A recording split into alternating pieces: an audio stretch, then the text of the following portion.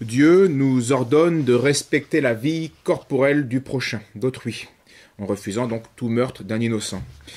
Tu ne tueras pas est certainement l'un des commandements les mieux connus, mais c'est aussi, remarquez-le, l'un des commandements les plus bafoués par les hommes et par les États en particulier.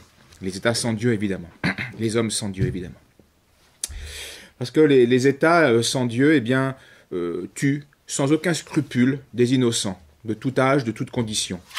Combien de gouvernements, d'États, pour des politiques stupides, de grandeur temporelle ou de puissance financière, ont promu des projets qui ont entraîné la mort de centaines de millions de personnes, d'innocents. Tous les États aujourd'hui légalisent, remboursent même l'assassinat de centaines de milliers d'enfants innocents par avortement.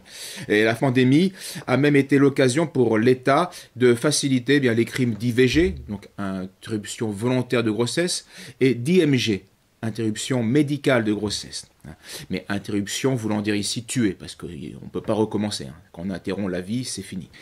Donc aujourd'hui, une femme, sans aucun motif médical, peut tuer son enfant jusqu'à sa 14e semaine. C'est comme ça.